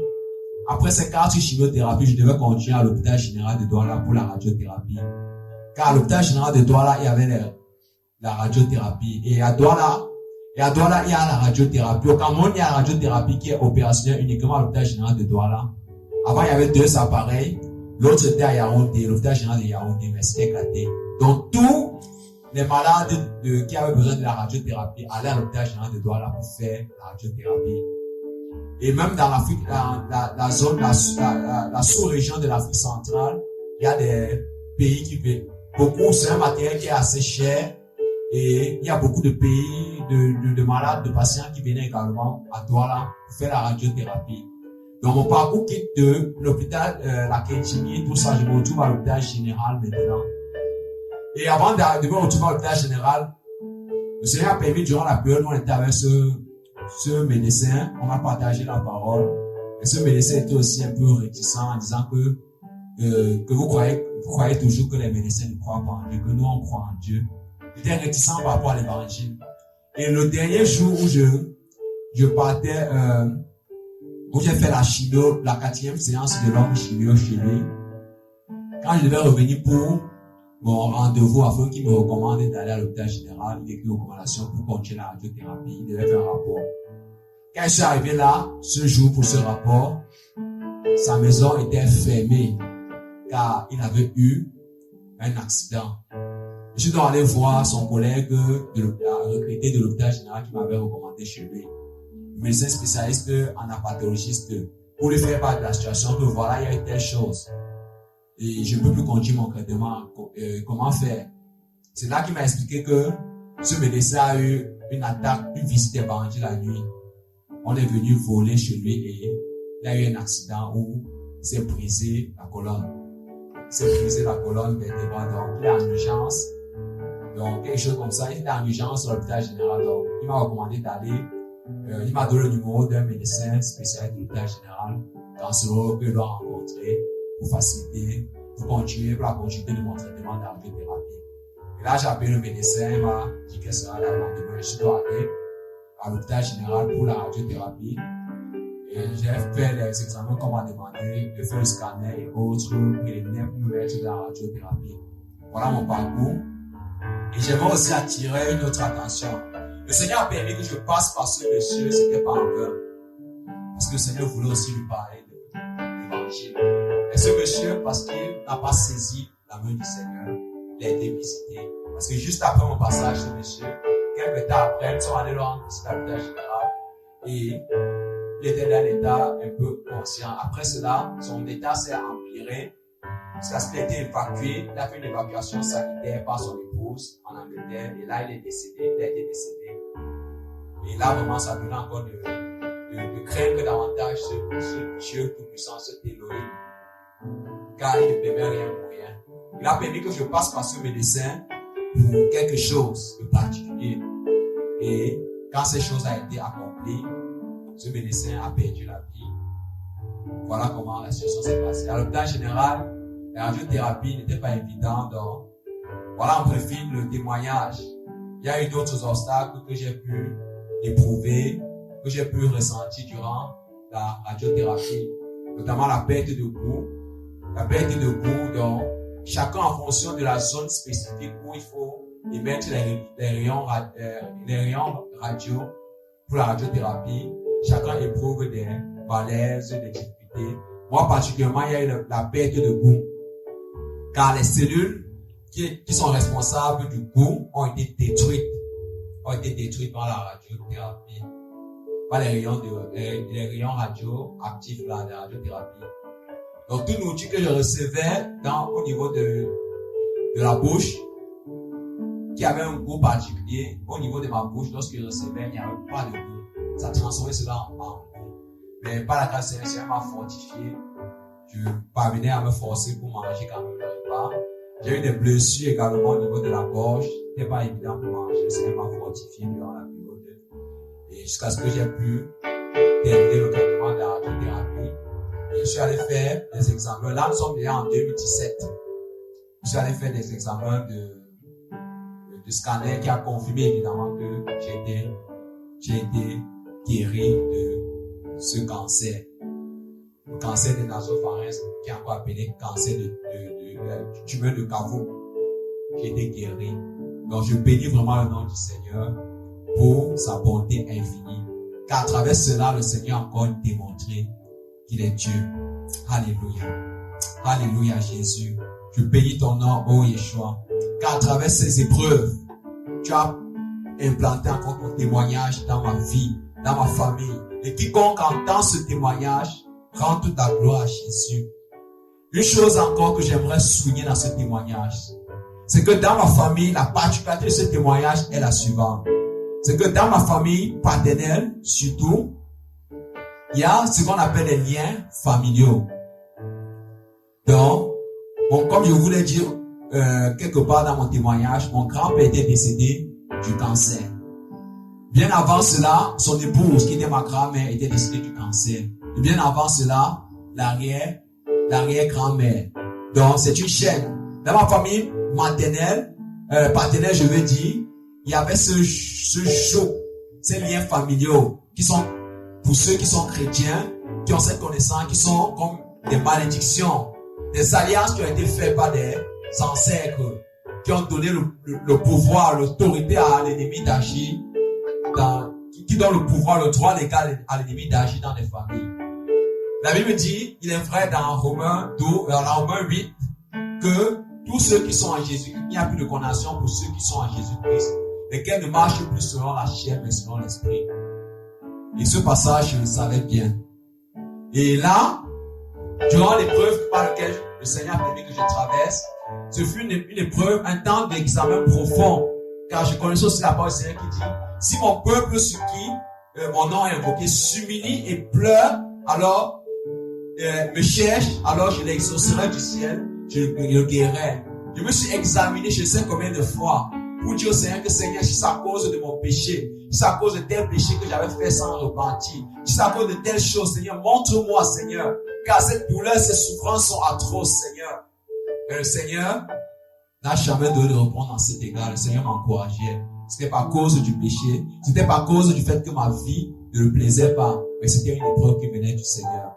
J'ai eu des amis de job, j'ai eu des mauvais conseils, j'ai eu des personnes qui sont entrées avec moi par la parole pour me démontrer que j'étais dans le péché, pour me démontrer que je méritais cela. Quelque part, je méritais, mais non pas parce que je péchais, mais parce que Dieu voulait accomplir son œuvre dans ma vie, parce que Dieu voulait se glorifier.